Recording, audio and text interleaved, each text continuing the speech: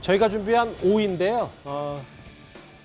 김건희 여사 얘기도 있고 김정숙 여사 얘기도 있습니다. 먼저 저희가 준비한 화면부터 보겠습니다.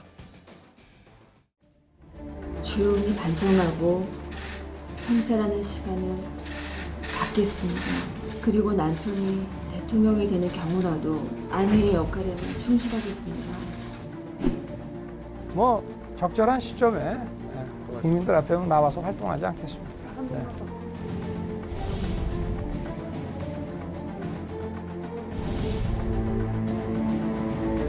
한국 사람은 대통령만 받을 수 있는데 저도 아직 받지 못했습니다. 취임할 때 잘하면 받겠습니다.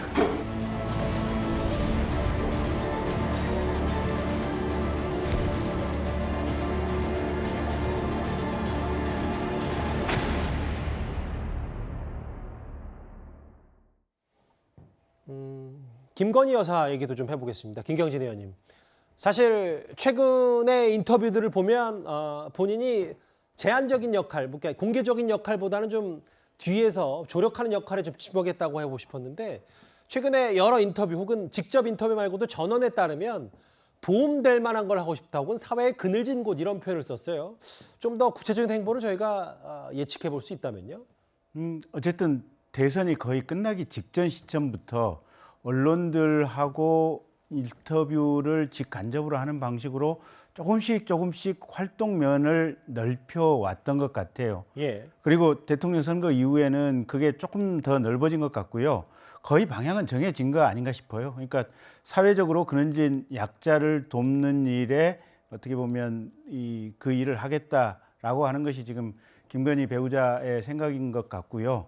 이제 그게 구체적으로 언제부터 이렇게 활동을 할 거냐, 그 부분은 조금 지켜봐야 되겠지만 어쨌든 방향은 정해져 있다. 그리고 시간은 문제다. 이렇게 지금 예측이 됩니다. 그러니까 방향은 정해져 있고, 그러니까 뭐 봉사활동이나 혹은 그 영부인으로서가 아니라 뭐 일하는 여성 혹은 사회적 약자를 돌보는 정도의 역할인데 그 시점만 지금 윤 당선이 고민하고 있다 이런 말씀이십니까? 당선인도 고민이겠지만 결국은 이제 배우자 본인이 적절한 시점을 판단하셔야겠죠. 그런데 여전히 주가 조작 의혹으로 김건희 여사를 향한 일부 비판적인 여론도 분명히 남아있는 듯합니다. 그런데 김재원 최고위원이 오늘 이런 말을 했습니다.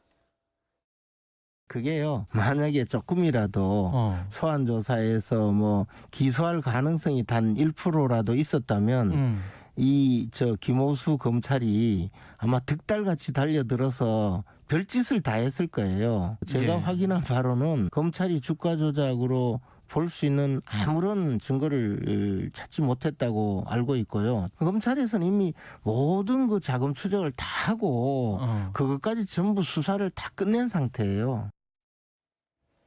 김재원 최고위원의 주장은 현 김오수 총장의 성향을 생각했을 때 만약에 김건희 여사의 의혹이 확실했다면 더 의혹이 불거졌고 수사까지 하고 기소까지 했을 텐데 그 부분을 못한 건 이게 사실상 무혐의로 봐야 된다라는 얘기를 했어요.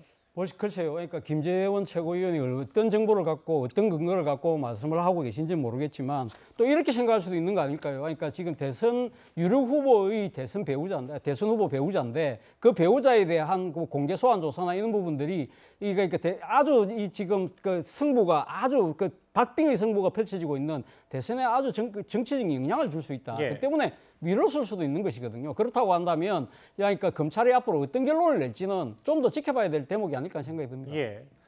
근데 이제 그 대선 선거 한 달 전쯤에 기사가 한 두세 개 나왔던 걸로 기억을 하는데요. 그 사건 실무를 담당했던 검사가 김건희 배우자에 대해서는 무혐의 처분을 하겠다라고 건의를 올렸었는데 서울중앙지검 수뇌부에서 이거를 대선 끝날 때까지 결정하지 말고 가지고 있어라, 이런 얘기가 있어서 무혐의 결정을 안 하고 보류하고 있었다, 이런 기사가 났던 것을 일부 보도 내용이죠. 일부 보도가 났습니다. 그런데 만약에 그 보도가 맞다면 사실은 진즉 무혐의 처리했어야 될 사건을 여태까지 그냥 인위적으로 끌고 왔을 수도 있는 거죠.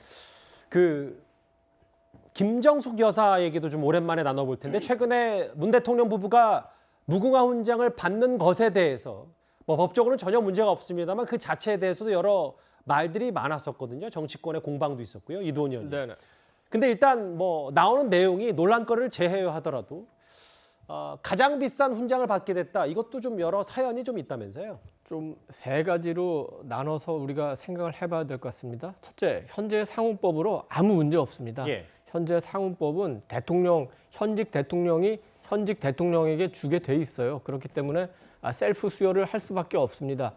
현직 대통령에게 수여한다라고 써 있습니다.